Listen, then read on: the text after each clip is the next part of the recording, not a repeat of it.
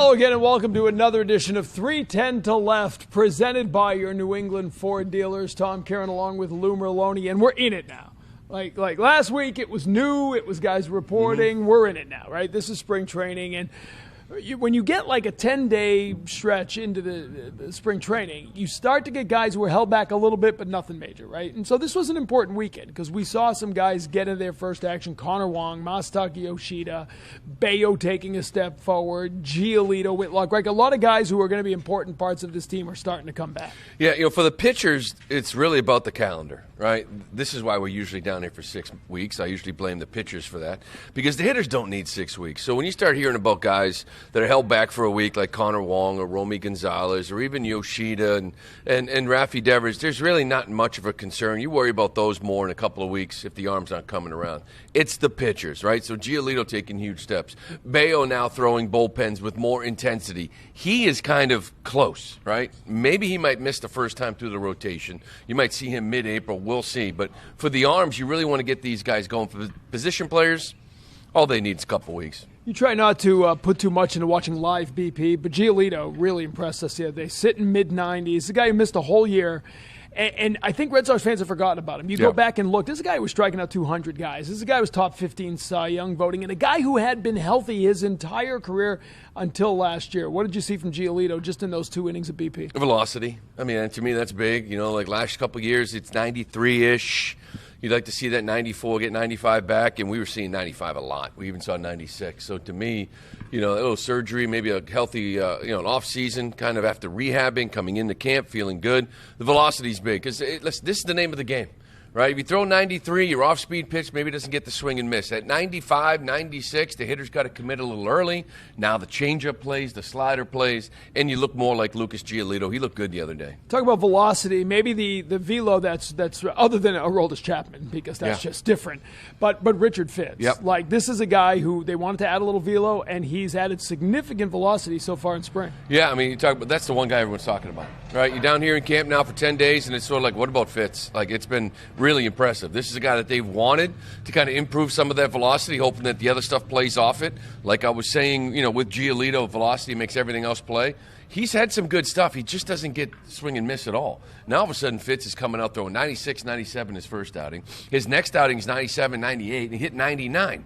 And then guess what? Yeah, you get swing and miss on the slider. You get swing and miss on the sweeper. You start getting swing and miss because the hitter's got to worry about it. The uptick in velocity is impressive, and a lot of people are very high on him right now. On the position player side, you talk about guys having plenty of time and they're just coming back. But like Connor Wong, it's not about whether there's time to be ready for the season. No. It's that they want to see him work on some things behind the plate. We got our first look at him in the game on Saturday. What's Connor Wong got to do to be fully ready for this season and the workload that he's going to have to carry now? Well, there was a huge improvement from offensively, right? I think from year 1 to year 2. He really cut down the swing and miss, made contact more, and because of that, you saw the average spike, the on-base spike was 235 to 280 batting average. So there was a big improvement there. Defensively is where they're hoping the improvement comes this offseason, right? Parker Gwynn, the new catching instructor in Tech, spent a few weeks, every couple of weeks we'd go visit him for a couple of days, working on defense because the numbers aren't good, right? Framing and blocking, we look around the league, they're not very kind to Connor Wong. So working on his setup, trying to get him more athletic. The guy's a freak athlete for a catcher. He flies, he's a great athlete. So that's why it's kind of confusing. He should be able to move behind the plate and block balls. He should be able to have good hands in frame. So I think a lot of it is setup, just talking to him about it and working on it. And hopefully in those 2 areas you'll see an improvement. So we saw him on Saturday, and then Masataka Yoshida returned a day later, kind of another guy that there hasn't been a lot of talk about over the winter, but a guy who 2 years ago was a pretty important bat in this lineup. Alex Cora talked about Yoshida's camp, what he needs to do going forward, and the hope to get him back in the outfield. With that said, how significant of a step is it for Masa to get in there for you today? It's good. It's good. It was a major surgery. He did an outstanding job in the offseason, staying in Boston and working out and staying around our trainers. And he put himself in this situation, And I'm excited about the bat. This has been going on for a while. Obviously, last year, one of the reasons, if not the reason he didn't play in the outfield was because the arm, right? But the bat was there. If you think about when he was locked in, his first year here, he was one of the best hitters in the big leagues. You know, he was hitting the ball hard, hitting the ball in the air, and you know, around Kansas City in that year, he got a shot, if I'm not mistaken, right around that time, and he hasn't been the same. You know, and then this guy throughout his career, he's been able to hit and crush the ball, and I'm excited about it. I don't think it was a bad speed problem or him hitting too many ground balls. It's a matter that, just like Rafi last year, you know, he was banged up, you know, but he posted, he did everything possible to be out there, and now we're going to get the healthy Masa, and I'm excited about that. You've said a couple times that, you know, you're excited about the bat. What do you think he's capable of offensively? I mean, he had a 8-something OPS his rookie year, right? And he was a little banged up at that time. Last year, similar, right? We've seen some flashes that he can actually carry the offense and be that guy we envisioned when we signed him. I've been saying all along that you know, if you take a look at his at-bats, you know when he feels good and when he was struggling with it. Masa is a guy, he dominates the strike zone. And towards the end of 23, the at-bats were like 2 pitches at-bats, you know. He kind of like, okay, let me get this over with, you know, and he made contact right away. He wasn't letting it loose. I do believe he comes back to dominate the strike zone and drive the baseball, and that's going to be fun to watch. And where can you put him in the lineup, do you think? I mean, positionally, how does he fit in? I mean, he can DH, he can play left field, but obviously the arm is part of it. He looks more agile. I don't want to say faster because that's not the case, but he's moving well. He's moving well. Now we just got to get the arm going, and if we do that, we're going to be in a good spot. What will the timetable be to try to get him out for I don't know. You know, he's still at 45 feet. That's not too much, but we'll see how it goes. Do you think he could be ready for the start of the season? Throwing, we'll see. With your other potential DHs, is that going to be tricky to try to figure out how this all works? Yeah, but, you know, we have a lot of good players, you know, and there's at-bats out there for everybody, and everybody's ready to contribute.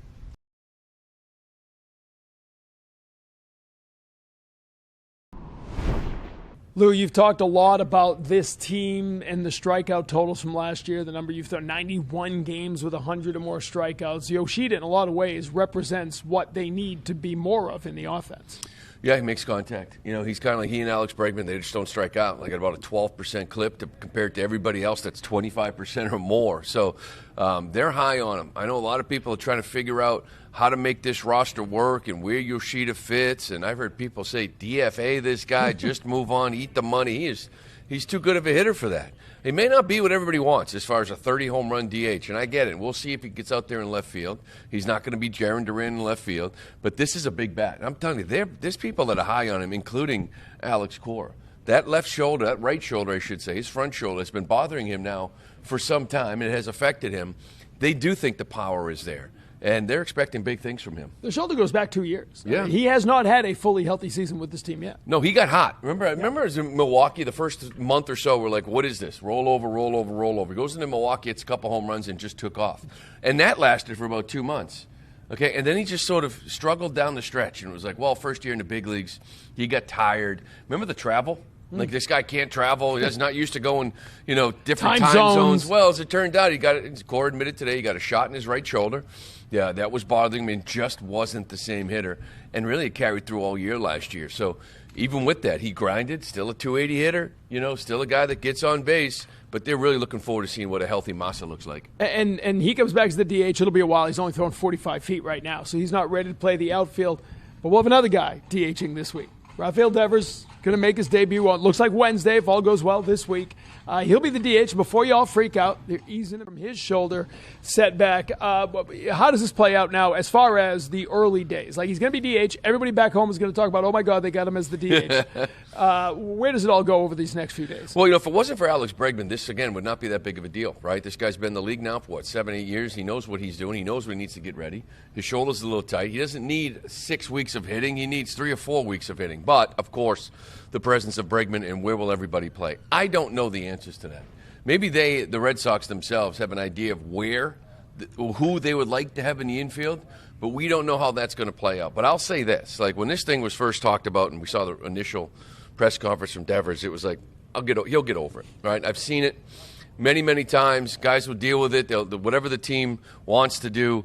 As time has gone on, I am starting to get a little worried that maybe it's going to be a little bit more of an issue than I once thought. But we're still a ways away from that. We'll see what happens. Well, one of the oldest cliches in baseball is these things work themselves out. And they usually do, but sometimes they don't. Sometimes everybody's healthy, and you got to make really tough decisions. Good for a team because that means you're choosing from strength, but not necessarily good for the individual player and what he wants. Yeah, and that's the thing. Throughout the season, if you're like, oh, we can't afford to lose this guy. So you have a roster, if everybody's healthy, that's uncomfortable. It's like, well, how are we going to get Masa at bats? Where is Rafi going to play? How are we going to get this guy at bats? Refschneider, Abreu. How do we? So for a couple of weeks, it could get a little uncomfortable. But then the inevitable happens, and there's an injury. And you think, you know what? We got a really good player to fill in here. We don't skip a beat. So, and then the injury, and then as somebody's coming back, somebody else gets hurt. This is just the nature of the beast. Look at last year's team. They got beat up. So it might be uncomfortable for a while, but it's a good thing for the team. And Alex Cora brought up an interesting point, too. By going to Monterrey, they finished with those 2 exhibition games in Mexico. It is a little shorter. You got to make these decisions a little bit quicker because you're breaking camp a little earlier. Some guys are going to go straight to Texas and not go. I mean, it does shorten things up here. Yeah, it does. And I would expect, when we head out to Mexico, that a lot of the guys would still be here. Right. You know what I mean? And they'll still be working. Maybe a guy like Crochet, he's going to meet you in Texas for opening day. I imagine the first 2 or 3 pitchers will meet you in Texas for opening day.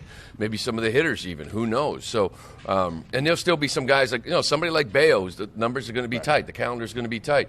He might throw his last game while we're in Mexico here, in a AAA ball game or a AA game, just to get that last start. So, but yeah, you got to make some decisions quick, and there's a few of them to make. All right, a lot to talk about, and certainly Devers and where he's going to play has been a big story here in camp. David Ortiz, it's funny, they didn't play together, right? But Devers took over the year after Ortiz retired, kind of taking the mantle, right? That was, it was. We always say, right? It was Ortiz to Pedroia came in, right? And it was Bogarts, but then it was ultimately Devers. Devers is the connective tissue back to the glory days, if you will. David Ortiz sat down to talk a little bit about that situation, about what he does when he comes by, and what he thinks about the upcoming season. David Ortiz here on 310 to Left. All right, one of the great things about spring training is getting to see some of the legends walk around taking it in. Big Papi in the house. You've been so close to this team for so long. What's it like to come here and get to see some of these young guys work? It's always great. It's always great, get to see the talent that we have. I think baseball continue improving. I had so much fun watching all these so athletic type of players. And I think it's great for the game. It's become a very analytical game. And you were a guy who took information wherever you could get it.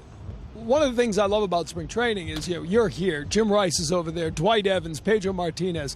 When you were a young player, how important were those conversations with guys who played before you?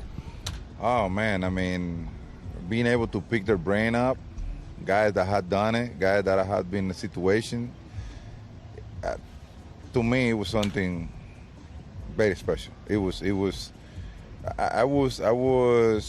I used to use the conversational part of the game a lot with a lot of the veterans. I mean, Jim Wright was a mentor to me while I played. He got me out of so much trouble at the plate. He watched me all the time. Whenever I was going through something, we always used to have conversation. And he helped me so much, during my career. Because you're talking to someone who had been in the moment, someone that had executed in the moment, someone that have a mindset for the moment, and the analytics and all that is really good because that's a big part of the game nowadays. But the conversation that I had with him, I would never had it with a computer. So that's why it was so important to have someone like him around, giving me some guidance, and not only that, building up my confidence level. Jim Rice, like Pedro, like guy like Manny that I play with, and some of the player a different dimension. I picked their brain up so many times, and when the moments comes, that voice that were talking to me, it was the one talking to me at the moment, you know, and I used to take advantage of. You've got the new guy in camp, Alex Bregman, who's obviously been really good at third base. So right away, day one, the questions to Rafael Devers start to become, where are you going to play? He says, I want to be the third baseman. Is that a problem with this team, or is that just a guy telling you, listen, this is what I've done, and I plan on doing it again? Well, we'll see how the organization deal with it, because, as you know, we have Rafael Devers over there, who has been our third baseman for a long time, and then you have another great third baseman like Bregman. You know, and you need to have both of them in the lineup. So we have a long spring training ahead. Hopefully the organization and the players get to be in the same page, you know, and the problem get to be resolved by opening day.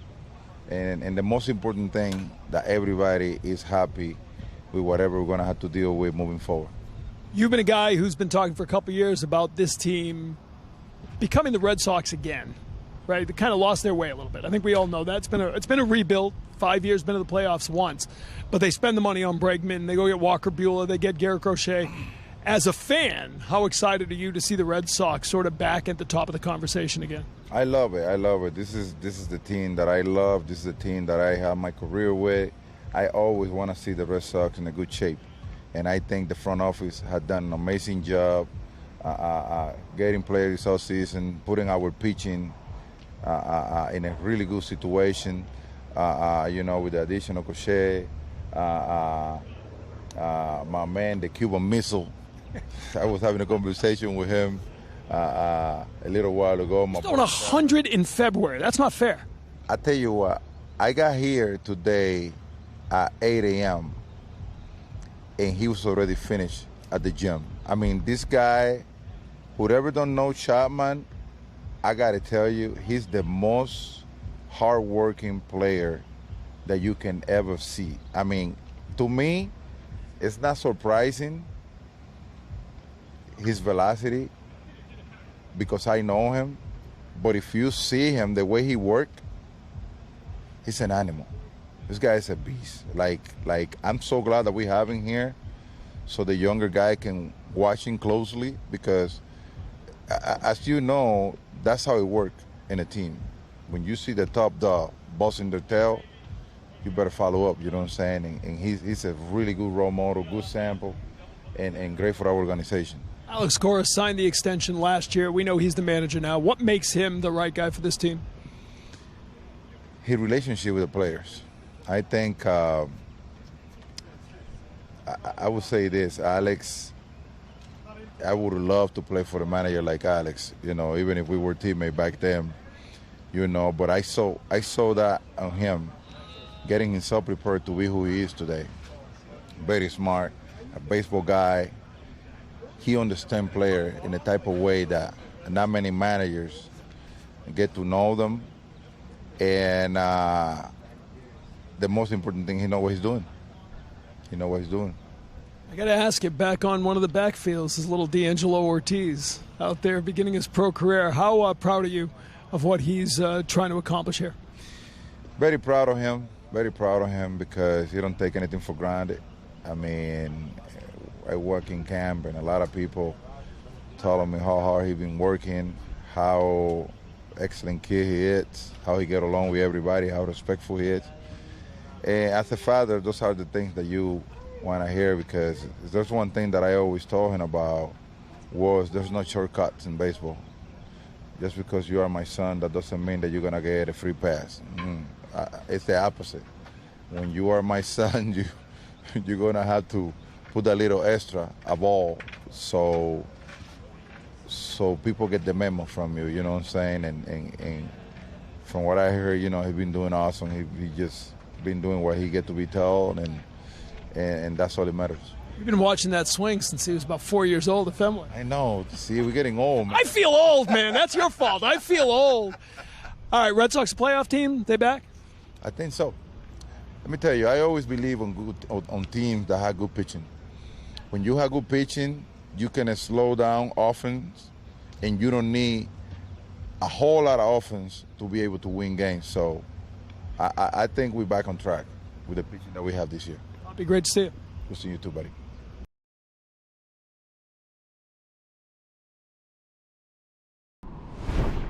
Rolling on here on 310 to Left, presented by your New England Ford dealers. Tom and Lou back with you. Always great to hear from Big Papi. And it is interesting when you look around, right? They have that wall here in Fort Myers, legendary. It's got some of the great hitters of all time. And this is a very new school organization. They believe in analytics. They believe in embracing the numbers. You know, John Henry is a numbers guy, and this organization for 20 years has tried to be at the cutting edge of using information to get a competitive advantage over the competition. But there's still a David Ortiz walking over there on field 5. And if you're a hitter, even if an older hitter might not, even if Dwight Evans is over there talking and he may not speak the same language that the analytics speak today, there's always value in learning from those guys, right? Yeah, there is. Maybe it's not the mechanical things. You know what I mean? I know Pedro gets involved, too, with the pitching, which is great. Right. You know, mechanics are still the same, right? But when it comes to hitting, when it comes to playing, a lot of it's just mental. You know what I mean? A lot of it is just, hey, what do you think lefties are trying to do to you? Is there a difference between a lefty starter and a lefty reliever? One guy's trying to get you to put the ball in play. The other guy needs to punch you out. You know what I mean? Coming in the game late to strike you out. So where's your mind at? Bases loaded. Where's your mind at? Man on third, 2 strikes. Like, what are you thinking? So a lot of these things, I feel like it's more the mind game that you want to really tap into when you have a Dwight Evans, when you have a Jim Rice, when you have a David Ortiz, and these guys kind of walking around. They may not be diving in the launch angle and bat speed and exit velocity and things like this and the sequence of a swing, but there's still a lot of knowledge there to dive into. Was there, I know you're a guy who loved to talk ball, but was it, you remember a conversation that like one little thing kind of unlocked? Like Ortiz was saying, sometimes, man, I'd be talking to somebody, he'd say one little thing. Like he was talking about a conversation with Jim Rice. He said, Jim was telling me you're pulling too much. And your foot's wide open. You got to start going out. He goes, and it was about the cage. Go in the cage today and try to hit everything to left center. Yeah. And he said, that unlocked everything for me. I was back in. You remember conversations like that? Yeah, there was a few like mechanical things, but for me it kind of started like my first year in pro ball. I had Rico Petrocelli as my hitting coach.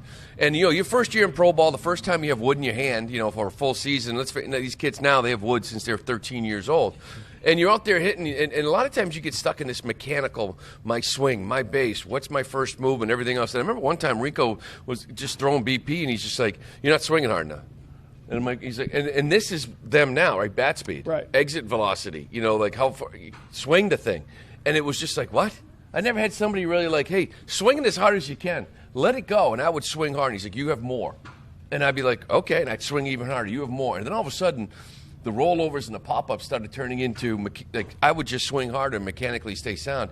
And I started hitting line drives all over the place. But I was letting it go a little bit. And you start to learn, all right, I got to swing this thing here a little bit. This is pro ball. I got to let it fly a lot, you know. And it just sort of that mindset of being aggressive and letting it go, even for a little guy like me, was important.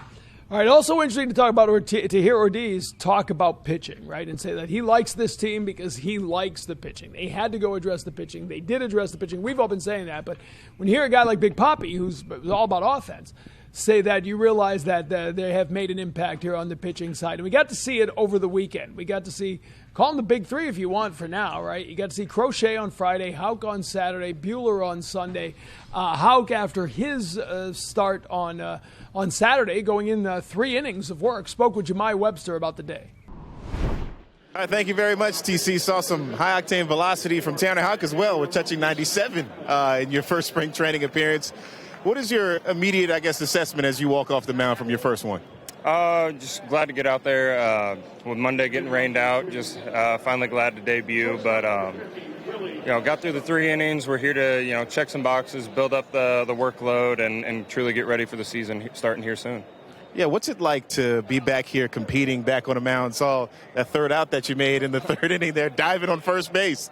Yeah, no, I mean, this is what we all work towards in the offseason. This is all what we shoot for, to come out here playing, having a good time. This is the game that I've loved since I was 4 years old, so to say I'm still doing it, I'm appreciative every single day. Yeah, you always seem to be having fun out there. And last year was a fun year for you as well. You had a banner year, career year, your first All-Star appearance. You had a career low with ERA. You had a career high in innings pitched, etc. So many statistical categories. How do you build upon that? Showing up each and every day, kind of like what we talked about at Winter Weekend, just the little things of, working in the weight room, eating right, get the right sleep, get the right nutrition in you, and just day by day, whatever you need to do in the training room, show up with a good attitude and high energy. When you have a year like that, is it feel like you're proving some things to yourself, some other people? What kind of goals and objectives do you set out for 2025? For me, I think it starts with just believing in yourself. I think if it starts with you and you constantly say that you can do it and you don't set limitations on yourself, I think the sky's the limit. So for me, I'm excited to just honestly get out there and compete each and every outing. And we'll see what, the end of the season kind of shows. But for me, it's about day-by-day work. This might be a little nuts, but I was examining the roster the other day, and I noticed that you're one of 3 guys who was a part of the 2021 playoff run. I guess Adam Ottavino as well, but he left, came back in the organization. You see some of the moves that the front office has made, Aroldis Chapman being one of them as well. How do you feel about some of the additions to help you guys get to the first goal of making it to the playoffs again? I think that last year we had an incredibly young core, and I think that you got a full year of them and seeing them mature on and off the field. Now to add some veterans like Chapman, getting Ottavino back, bringing in a guy like Bregman, they're just vets that have been around the game for a long time, and that is incredible for our young guys to help develop and grow. I think in 21, if you go and look at that roster, it was a bunch of veterans helping out young guys like me and Whitlock at the time who were just getting our feet wet and just trying to understand what it is to be a big leaguer. But I think that these veterans that we brought in are going to show these young guys how to do it and how to prepare for a full 162. Well, you're one of the vets now, Tanner, so appreciate the time, man. Look forward to talking with you as the season goes on. Thank you. Oh, actually, you know what? I'd like to take this moment also to personally thank you for the Maddox that you threw last April. Hour 49 minutes, hopefully more of that from Tanner Houck this season, TC. Then on Sunday, it was time to see Walker Buehler wear a Red Sox uniform in game action for the first time. And when his day was done, he spoke with Jemai. Now joined over by the third base side of the dugout by Walker Buehler, who made his spring training debut. 4 strikeouts over 2 innings. Was the adrenaline kind of matching what you experienced in Game 5 of the World Series in your first one with the Red Sox? Not quite, but close, man. It was fun. It's I don't know. It's something I've never kind of dealt with or experienced, but I like this group of guys a lot, and we're having a lot of fun. How'd you feel out there? Good. Felt good. Don't like to give up doubles to start the game, but other than that, it's pretty good. First outing, obviously early in spring for you. What's kind of the objective in a first one like this? You're trying to survive at some point and try and make some good pitches and do some of the stuff we've been working on. And luckily I executed pretty good and kind of was in a pretty good spot out there. Spent so many years, your entirety of your career with the Dodgers organization, first time wearing a new uniform. You're a veteran, though. You've been doing this for a long time. But how do you feel like you kind of settled in, getting over to the East Coast, wearing a Red Sox uniform, getting to know some of these guys and to this point in the spring? Yeah, I mean, obviously my time in L.A. I'll always kind of cherish and happy that I did it. But kind of a new start and get around some new guys and new ideas. I think it's been really good for me and my family, too, to get back over on this side, and people can visit a little bit easier and all that kind of stuff. So it's been great. Yeah, so you accomplished the ultimate goal, sitting atop the mountain as a World Series champion last year. You got a couple of those under your belt. Coming over here as a free agent, though, what kind of attracted you about this experience, this opportunity that made you feel like, I think this group can get it done as well? Yeah, I mean, I think there's a lot of really good building blocks here and guys that have shown they can do it at the big league level, and then kind of the next wave that we keep talking about, the big three, and just kind of a chance to be more of a veteran guy and kind of try and build something special here. And, as of now, it's 1 year, and hopefully it's a few more after that. Yeah, you switched from 21 to 0. Yep. Any big story behind that, going with the single 0? Well, 21's kind of a special number here in Boston, so they wouldn't give that one out. But, we kind of went through some options. People had them, people had it, whatever, and so I was going to go 0 or double 0, and I thought the 0 would make me look a little skinnier, so I went with the single 0. I love it. You're also big into thoroughbred horse racing. You and Alex Bregman share a horse, March of Time. What kind of sparked your interest into getting involved in that? I mean, where I'm from, man, Lexington's the horse capital of the world, and something we've kind of always done. Growing up, we go to the racetrack, and just something I've always been super interested in. And luckily enough, I've kind of had some success where I can go and do that kind of thing. So we're enjoying it, man. It's so much fun and something I've wanted to do my whole life. Yeah, big money investment in horse racing, that's for sure, man, but you got it. Thanks so much, Walker. Thank you, guys. All right, guys, Walker Buehler with us. Spring training debut, solid one for him. No doubt about that. Blue, what'd you think? I thought he looked fantastic. I thought he had really nice rhythm. Again, that first inning was about just throwing strikes. The second inning looked more like quality, great rhythm. Had that nice little sinker, comeback sinker in on lefties. The curveball was sharp. This is the thing, right? We could talk about depth all we want. Yep. It's now we're seeing the guys who will make a difference at the top of this rotation. Yeah, in October, right, which is where you plan on playing. And you need depth. You need health throughout 162. You can swing the bats to a lot of victories by just swinging the bat and pounding people. But when it comes to playoff time, you need a Crochet at the top of the rotation. You need a Walker Buehler who's been there before, with Houck and Bayo and everybody, Giolito who's been there before. These are the arms you need. And, early in camp, we dissect everything. Early in camp, these guys are out here the first time. They're just trying to throw strikes. They're trying to throw strikes middle of the plate. As we get going, now we're trying to throw it outer half, inner half. So there are some swings. Tanner Houck the other day, they came out in the first and swung it pretty well. He's trying to find his zone in his first time out. So as we get going here, you start seeing these guys fine-tune a little bit of things. But the higher-end starting pitching on this team is definitely different than we've seen in the past. Just don't want to see Houck diving at first base again. Not too much. I'd rather see Tristan Casas. Let him get over there and take care of that. Plenty to talk about always here in camp, especially now that we're in the middle of things and we are rolling. I sat down to talk about it with Peter Abraham of the Boston Globe, get his thoughts on what he's seen here in camp so far. Peter, you and I have covered a lot of spring trainings over the years, and it's interesting to watch the ebbs and flows if you're covering one team, right? I've been with this team since 2002. You've been 2010. Some camps you come to, and you sort of get the vibe that if everything goes right, they got a chance. Then you come to some camps like, no, this team believes it's a playoff team. That's what this team is, and that's a big difference from the last couple of years, isn't it? Yeah, and what's funny about that is they haven't been a playoff team in a while, so it's not based on anything that they've done in the past. It's more based on what they can do in the future. And I think it's helped them that they brought in some guys who have a lot of playoff experience. You think about Alex Bregman, Walker Buehler, guys like that. All they've known is playing in October, and they're, I think, coming into camp not thinking, well, maybe we could do this. Like, well, this is what we do. We play in October. So I think having those kind of guys around has kind of changed the attitude around here.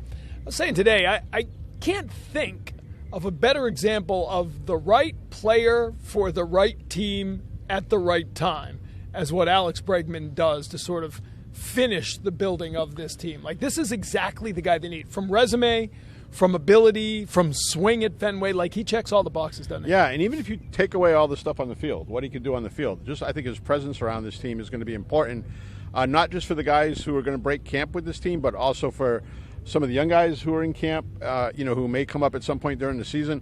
Having a guy who, has 2 World Series rings, who knows what it takes to be a successful player, has had some bad moments, has had some great moments, and come through the bad moments. And the baseball stuff, they needed a guy who could hit in the middle of the lineup, who was a right-handed hitter, who could hit at Fenway Park, and that's what they went out and got.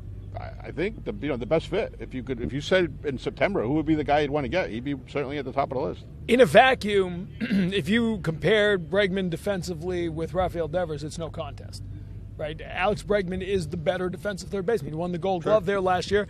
Rafael Devers ranks near the bottom of most metrics, but there's more to it than that. There's what it means to the clubhouse. Who's at second base is going to be part of this, but when it's all said and done, opening day in Texas, where do you think Alex Bregman is playing? Third base. And I think the Red Sox have some cover because Devers has been coming back from a shoulder issue. He has yet to play in a game in spring training. That'll be sometime soon. And they can say, it would make sense for us to be careful with him, to be cautious with him. We'll start him out as a DH. We'll see where it goes. Now, I don't think it's going to be he's never going to play third base during the course of the year. I think he'll play probably a fair amount of games at third base. They'll figure out ways that they can get those guys in the lineup at the same time and keep everybody happy. But they've said numerous times we need to put the best team on the field, and the best team on the field will be Alex Bregman playing third base. Is that a problem in the clubhouse? If we heard Devers 1.0 saying I'm the third baseman, then we heard Devers 2.0 saying I want to be the third baseman, but we win.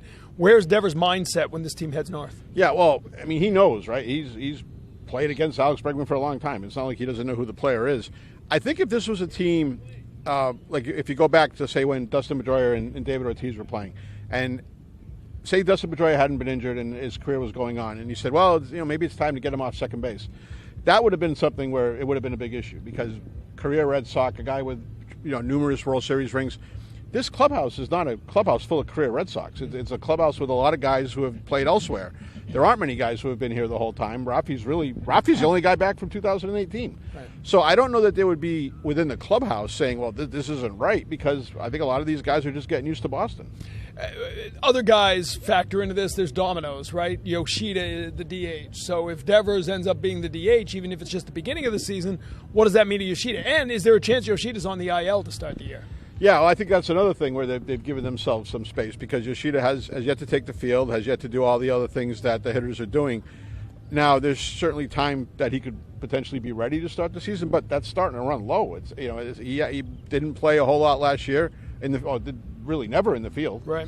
And they're saying he can be an outfielder now. So until you see him in the outfield, that's, I think, more a possibility than it is a probability until you see him.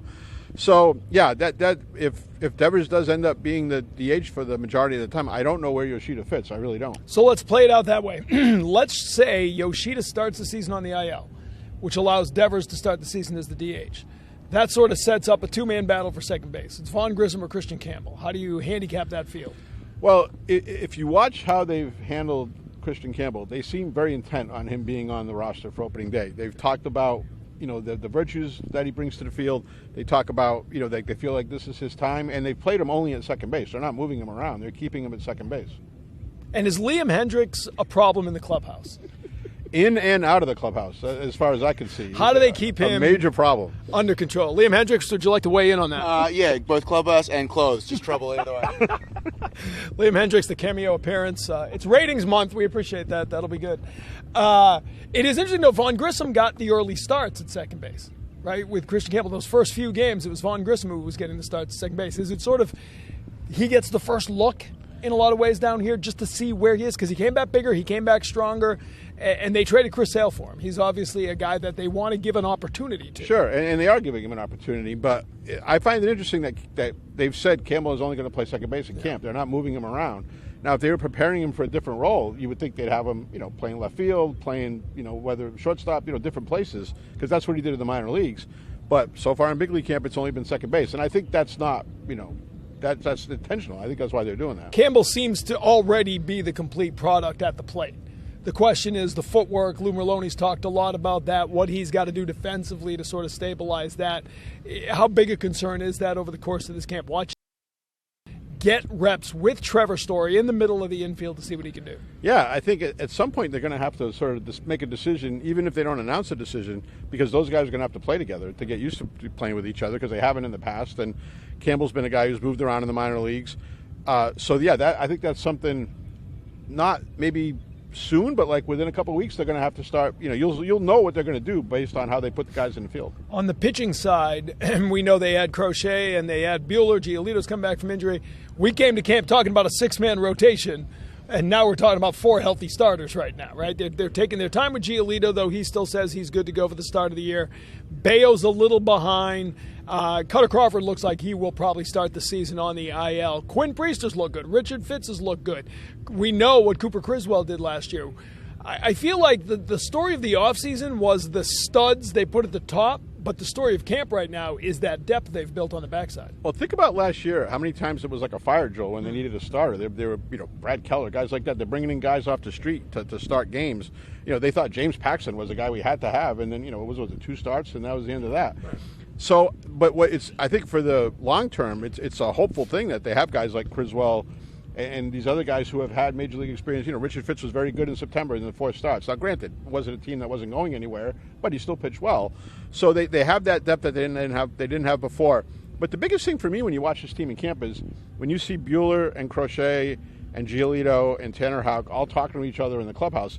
They have a group of legitimate major league starters who are going to be the core of the rotation. When's the last time they've had that? It's been a while. It's been a long time. Yeah. And you go from Bayo being opening day starter to maybe being the 4th or 5th guy in this rotation, right? Think about that. Your opening day starter slides down to 4. Yeah, and there were a lot of times, how many years have we been talking about, Is Cutter Crawford a starter or might he be a reliever? There was a time Tanner Houck, we weren't sure he was going to be a starter.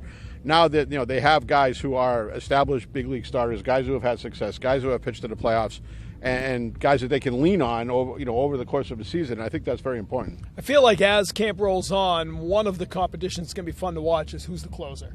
And now that Liam Hendricks is not standing over us, we can dive into that. Liam Hendricks has the resume, has done it, but this is his first spring training in 3 years, right? He missed the 2022 spring training with cancer, missed the 23 spring training after Tommy John, or 23 and 24, and now he's having a full camp. Aroldis Chapman, we know, can throw 105 miles an hour. He's already thrown 100 in February, which is crazy. But when you look at this, and there's other guys, right?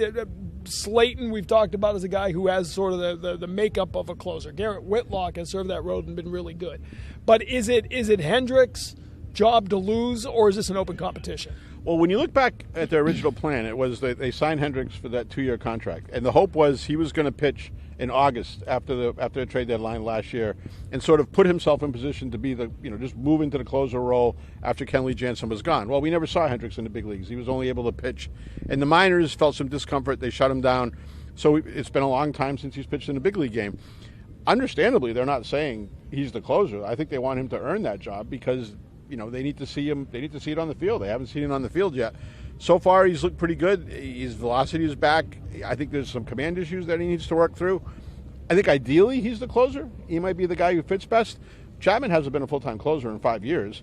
Slayton's never done the job. A guy like Guerrero, that'd be hard to tell a rookie, you're the guy we want to have close.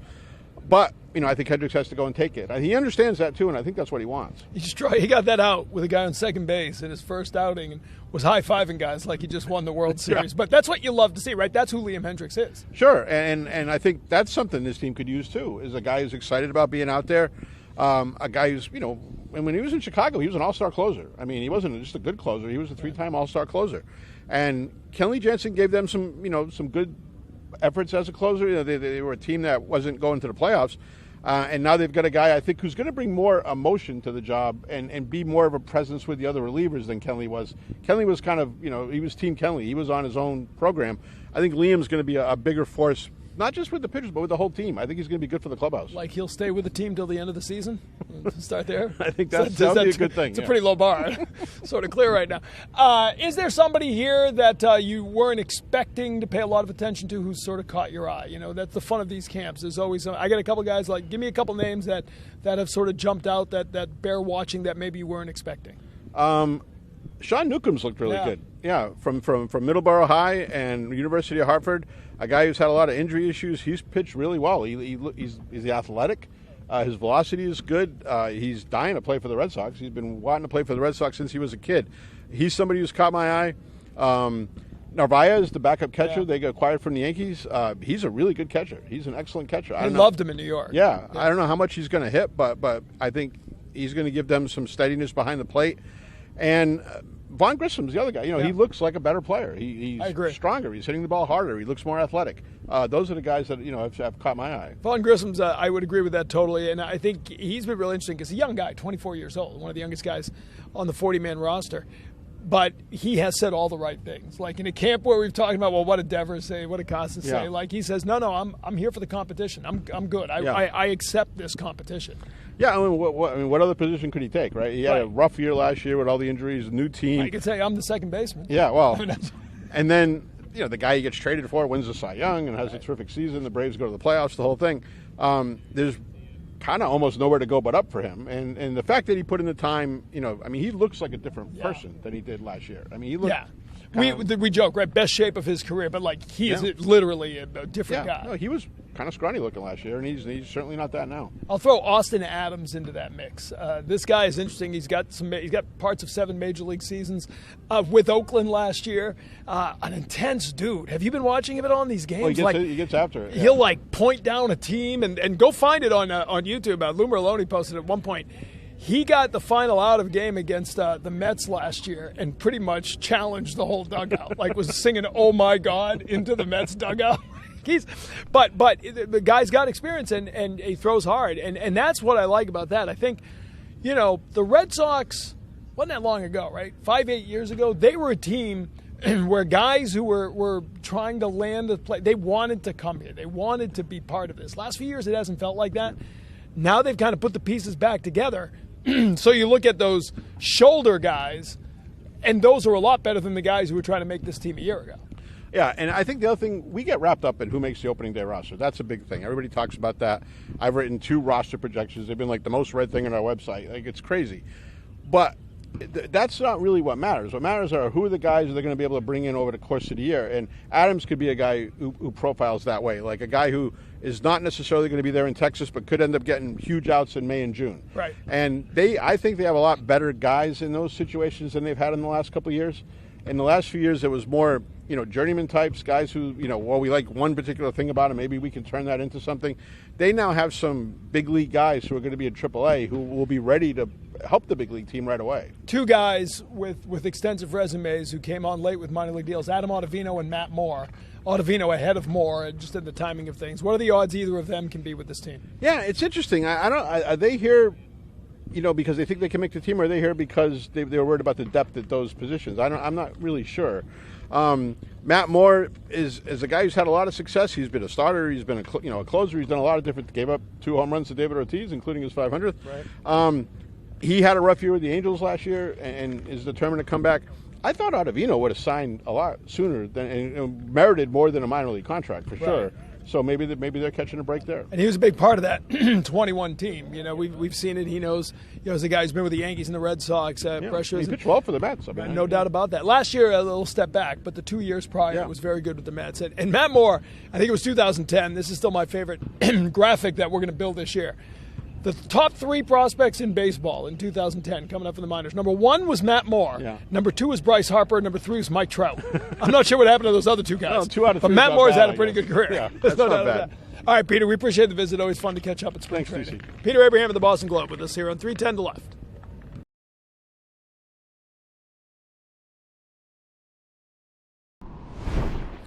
Great to hear his thoughts. Also great to hear what the players are thinking during games. That's one of the beauty that we get to do here at spring training is you get to talk to players during the game. Jemai Webster back with us over the weekend. Here's some of the sound, some of the insights he was able to elicit in the dugout as players were coming out of games. How do you assess kind of how the rhythm and cadence of trying to get regular season ready is going for you?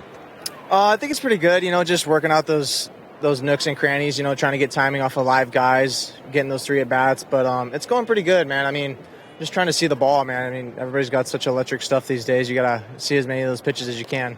Yeah, no doubt about that. Let's talk a little bit about last year for you. You finished 8th in the American League All-Star voting, first-time All-Star Game MVP. What are the challenges after having a year like that of maintaining that level of excellence? I think it just goes about, going about every day, trying to be the best that you can be for you and your teammates, and just trying not to put too much pressure on yourself and going out there and just playing hard. I mean, you can't control the outcome sometimes, but you can control your effort. So I'm always trying to go out there and play hard. How much belief, as you look around at the All-Star game last year and what you're able to accomplish and the players who were in that clubhouse, did that give you for yourself and your abilities at this level?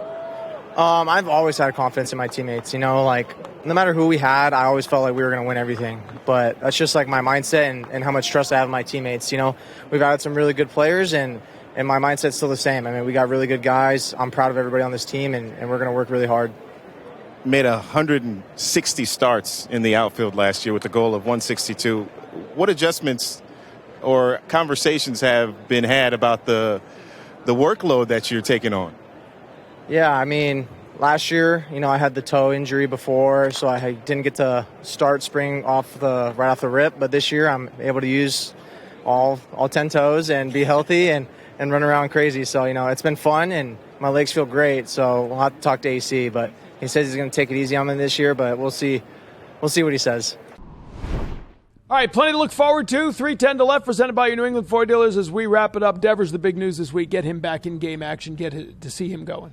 Yeah, absolutely. And it'll be a DH to begin with. I think offensively, watching him swing the bat here, and he's just still Rafi Devers. But I am curious to see him get back into the field. I want to see him back at third base. Bregman's been at third base. When Rafi comes back, is he at third? What does that look like? I do expect Bregman to get some work at second. Are you looking forward to seeing that? See Bregman at second base? Well, my thing is this. I watched him for one day turn double plays, okay? And finishing double plays and turning double plays, he turned it better than probably anybody we have. Okay, I'm not concerned about Alex Bregman at second. The one thing will be range. He's never really played there. Can he go get it left and right? But he's at third base the whole time. So you'll keep an eye on things like that. Range-wise, he's seen the ball off the bat. But for the most part, I think he'll be fine. All right, you're heading north for a little bit. Just for a little bit, little vacay, go back home, spend some time with the family before the grind. Somebody shoveling? You got a guy who plows the driveway? No, I snowblow. So you go back and do that now? Yeah, the earbuds go in. It's like Zen-like for me. I just sort of relax. It's funny, isn't it? Like, I won't mow my lawn. I don't have time in the summer, but I like to snowblow. Yeah. It's nothing. I got a weird driveway. We try plowing, it never works. They end up shoveling half the time when they're done anyway. First world problems. Yeah, Lou Merloni heads back north. We'll see you in a couple weeks. You got it, TC. All right, Lou Merloni with us. Thanks for checking us out. We'll see you again next time. 3:10 to left, presented by your New England Ford dealers.